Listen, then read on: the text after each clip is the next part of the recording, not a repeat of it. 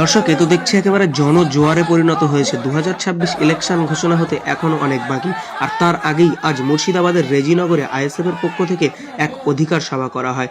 এই সভায় প্রধান অতিথি হিসেবে উপস্থিত ছিলেন ভাঙড়ের আইএসএফ বিধায়ক তথা আইএসএফ এর চেয়ারম্যান নওশাদ সিদ্দিকী।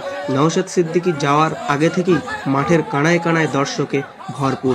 নওশাদ সিদ্দিকী যাওয়ার সাথে সাথে সাধারণ জনতা একেবারে নওশাদ সিদ্দিকীকে ঘিরে তাদের ভালোবাসা দেখাতে থাকে এবং নওশাদ সিদ্দিকীর হাতে হাত দেওয়ার জন্যে মানুষের কতটা ভিড়, মানুষের কতটা আগ্রহ সেটা আপনারা দেখতে পাচ্ছেন। নওশাদ সিদ্দিকী এখন স্টেজের দিকে যাচ্ছেন এবং আজ এই সভামঞ্চ থেকে নওশাদ সিদ্দিকী কি বার্তা দিলেন সেটা আপনাদেরকে শোনানোর চেষ্টা করব। এবং আপনারা আমাদের চ্যানেল নতুন হলে চ্যানেলটি সাবস্ক্রাইব করবেন, ফেসবুক পেজে নতুন হলে পেজটি ফলো করবেন এবং ভিডিওটি প্রচুর পরিমাণে শেয়ার করে প্রত্যেককে দেখার সুযোগ করে দিন। নওশাদ সিদ্দিকী কি বলছে শুনতে থাকুন আপনারা আমাদের চ্যানেলের মাধ্যমে। মুর্শিদাবাদের মাটি কখনো গঙ্গায় কখনো পদ্মাতে তলিয়ে যাচ্ছে, এই অপদার্থ সরকারের কোনো হুঁশ নাই। আর মানুষ থাকলো কি, মানুষ মা কাঁদছে, তার আশ্রয়স্থলে স্কুলে মাটি গঙ্গা পদ্মায় তলিয়ে যাচ্ছে, আর থাকলো কি মানুষ। আমাদেরকে মানুষ মনে করে, মনে হয় আমাদেরকে মানুষ মনে করে? আমি বিশ্বাস করি না ভাই, শুধুমাত্র ভোটার মনে করে। তাহলে মানুষের প্রসঙ্গতে আসছেই না। আমি ঘুরে আসলাম ওখান থেকে, আমি আপনাদের বলি ওই প্রসঙ্গে একটু ছোট্ট করে বলবো। গিয়ে দেখলাম প্রায় 138টি পরিবার ধ্বংস হয়ে গিয়েছে। এই রিসেন্ট 2-1 মাসের মধ্যে আরো পরিবার হয়তো ধ্বংস হতে পারে যদি সরকার না সদর্থক ভূমিকা নেয়। একদিকে শুভেন্দু অধিকারী বড় বড় কথা বলে, জ্ঞান দিয়ে বেড়াচ্ছে। আমি এই মঞ্চ থেকে শুভেন্দু অধিকারী 3 দিন নেতাদেরকে বলতে চাই, পদ্মা হচ্ছে আন্তর্জাতিক একটা নদী।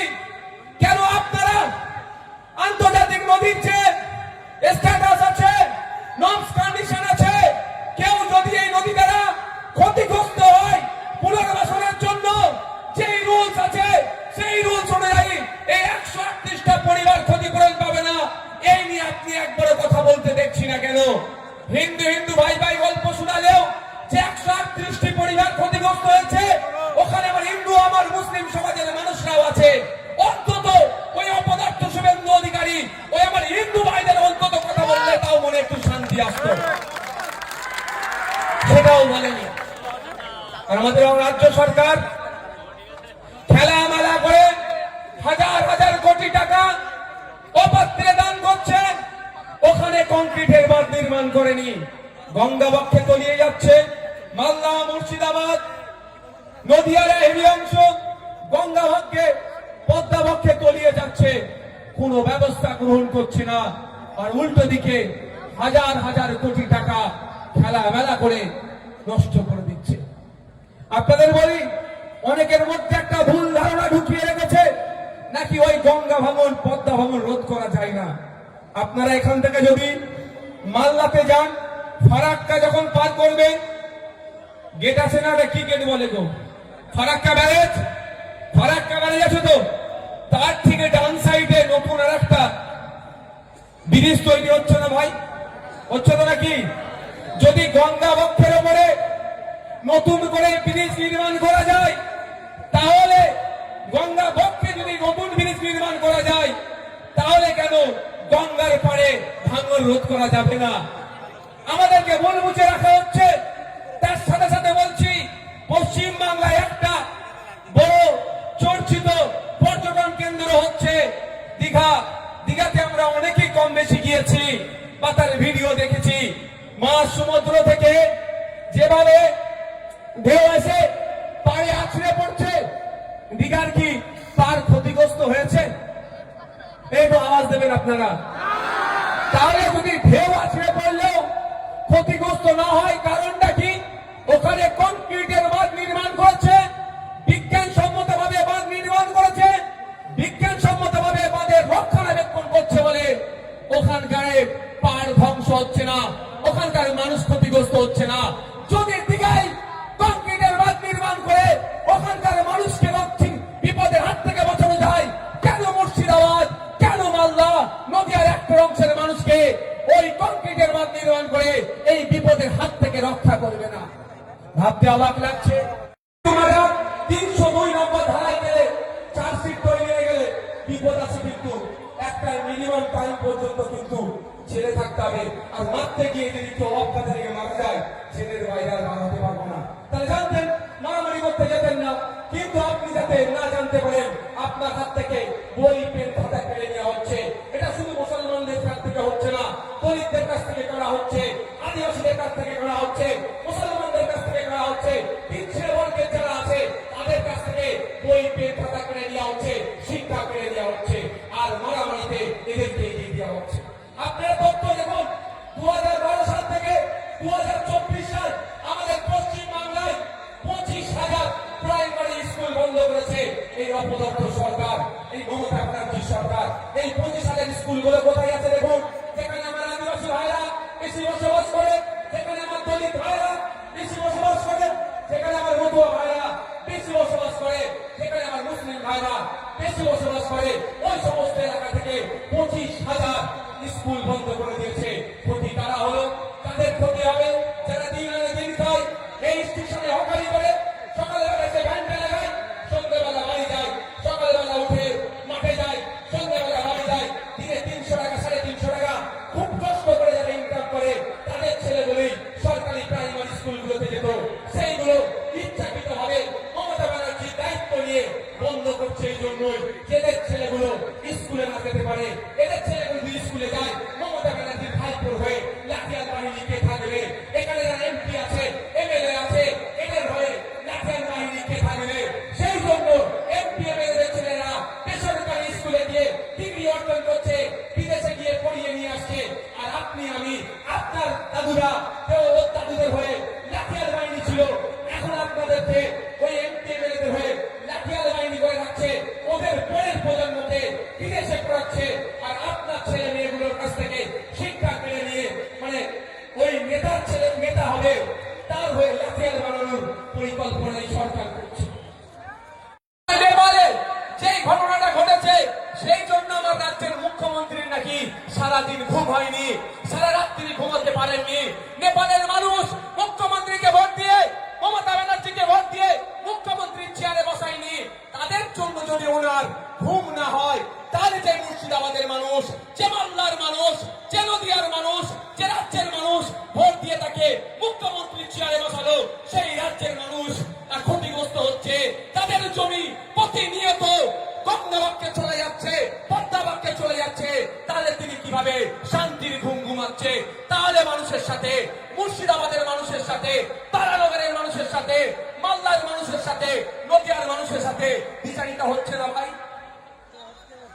উনি নেপালের মানুষ, ওনাকে কোনোদিন ভোট দেয়নি, ওনাকে মুখ্যমন্ত্রী নেপালের মানুষ করেনি। উনি নেপালের জন্য চিন্তিত, সারা রাত ঘুমাতে পারেনি। আর যারা আপনারা ভোট দিয়ে ওনাকে মুখ্যমন্ত্রী বানালেন, তাদের জন্য উনি একটু চিন্তা করছেন না। কেন বলুন তো? মেঘ না চাইতেই পানি পেয়ে যাচ্ছে, মেঘের কি প্রয়োজন আছে? তাই আপনাদের বলবো, সামনের দিন আসছে, জবাব দেওয়ার সময় এসেছে, যখন ওয়াকফ নিয়ে সারা পশ্চিম বাংলার মানুষ, সারা ভারতবর্ষের মানুষ চিন্তিত যে ওয়াকফ নিয়ে কি হবে, ওয়াকফ নিয়ে কি হবে। সেই সময় মাননীয়া তিনি স্টেজ থেকে বললেন, আর অপদার্থ এমএলএ এমপি গুলো এই প্রথম সারিতে বসেছিল, তারা উত্তর দিল না যে কারো যদি ওয়াকফ নিয়ে আন্দোলন করতে হয় দিল্লি গিয়ে করবে বলে আমাদেরকে নিদান দিয়েছিল। তাই সময় এসেছে মাদ্রাসা বাঁচানোর লড়াই, মসজিদ বাঁচানোর লড়াই, ঈদগাহ বাঁচানোর লড়াই, কবরস্থান বাঁচানোর লড়াই। আমাদের পাশে যারা ছিল না, সময়ের সাথে সাথে তার জবাব দেওয়া হবে। হবে তো নাকি ভাই? হাত তুলে দেখান, হাত তুলে দেখান। মমতা ব্যানার্জির এত সাহস কি করে হলো? তিনি রাজা, আমরা প্রজা নই, এটা মাথায় রাখতে হবে। গণতন্ত্রে প্রত্যেকটা নাগরিক রাজা। এই রাজার দেশে অনেক নাগরিক 5 বছরের জন্য দায়িত্ব তুলে দিয়েছে। উনি দায়িত্ব পেয়ে যদি রাজা মনে হয় আমরা রাজা, আগামী দিনে তাকে বুঝিয়ে দেবো। হবে তো ভাই? অবাক হয়ে যাচ্ছি। মুর্শিদাবাদের শিক্ষা ব্যবস্থায় শিক্ষা প্রতিষ্ঠান দিতে হবে বেশি বেশি করে। আমাদের অপরাধটা হচ্ছে ভাঙ্গা ভাঙন, পদ্মা ভাঙন রোধের কথা বলা, এটাই আমাদের অপরাধ হয়ে যায়। আমাদের অপরাধ মুর্শিদাবাদে উন্নত মানের হসপিটাল দিতে হবে, এটাই আমাদের অপরাধ হয়ে যায়। সেই জন্য আমাদেরকে ধরে জেলের মধ্যে রেখেছিল। তাই আমি আপনাদের সামনে বলে যাই, এই রেজিনগরে দাঁড়িয়ে আপনাদেরকে বলে যাই, একবার কেন 100 বার আমরা জেলে যেতে প্রস্তুত আছি। মানুষের জন্য কথা বলে যাব, মুর্শিদাবাদের মানুষের জন্য কথা বলবো, মালদার মানুষের জন্য কথা বলবো, দিনাজপুরের মানুষের জন্য কথা বলবো, নর্থ বেঙ্গলের মানুষের জন্য কথা বলবো, সাউথ বেঙ্গলের মানুষের জন্য কথা বলবো। তাতে যদি আমাকে একবার কেন 100 বার জেলে পাঠায়, আমি হাসি মুখে 100 বার জেলে যেতে প্রস্তুত আছি। বন্ধুগণ, আপনাদেরকে নকল আর আসল চিনতে হবে। এখন নকল মালের উপরে লেখা আছে নকল হইতে সাবধান, বুঝতে পারছেন? আপনি ভাবছেন তাহলে এই মাল ঠিক আছে, ওটা তাহলে নকল হবে। তো নকলের উপরে লিখে রেখেছে যাতে নিজেকে না ধরতেই দেয় না, আমি তো সলিড। ওই দেখো চোর, দেখবেন চোরের মানে এটা যদি এখন ক্যামেরা ফ্যামেরা হ্যান ত্যান অনেক আপডেটেড হয়ে গেছে। বিগত সময়ে গ্রামে চোর বললে সবাই জেগে গেলে চোর চোর করে চিৎকার করলে চোর চোর চোর চোর করতে ওদের মধ্যে পালায়। তো এদের দশায় হয়ে গেছে, এখন তালে মিলানোর চেষ্টা করছে। আমি আপনাদের একটা কথা বলি এই প্রসঙ্গে, যে সজাগ সতর্ক থাকতে হবে। কাগে কান নিয়ে চলে গেছে বলে কাগের দিকে তাকাবার দরকার নেই, নিজের কানে হাত দিয়ে দেখুন। এটা হিংসা ছড়াবে হিন্দু মুসলমানের মধ্যে, যে আমাদের ঐক্য সেটাকে নষ্ট করার চেষ্টা করবে। এই নষ্ট করলে বিজেপি তৃণমূল উভয়ের লাভ হবে। সেই জন্য দেখবেন শুভেন্দু অধিকারী রাত দিন হিন্দু মুসলমান হিন্দু মুসলমান হিন্দু মুসলমান এমন এমন কথা বলছে, এলাকায় সব যদি ভুল তথ্য হয় ও ঝান্ডা ধরে তোদের দলে চলে যাবে। মাত্র 30,000 বাঙালি উড়িষ্যাতে গিয়ে কাজ করে। যদি আমরা 3 লক্ষ উড়িয়াকে আমাদের পুলিশ আমরা বুকে আগলে রাখতে পারি, তাহলে আমাদের 30,000 বাঙালিকে কেন ওরা নিরাপত্তা দিতে পারবে না ভাই?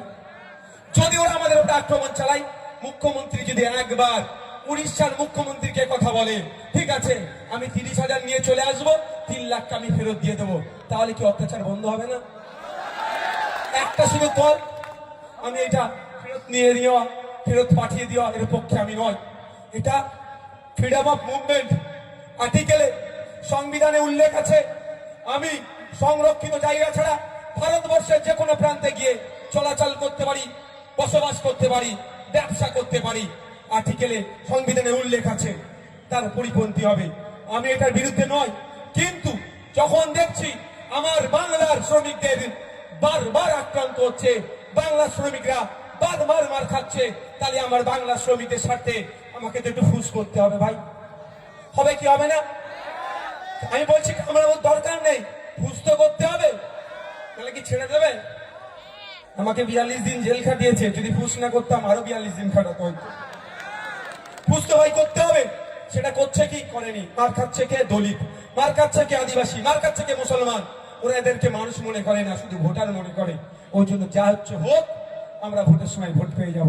তাই আপনাদের বলবো, আওয়াজ তুলতে হবে, রাজ্য সরকারকে দায়িত্ব নিতে হবে, পরিযায়ী শ্রমিকদের উপরে অত্যাচার বন্ধ করতে হবে।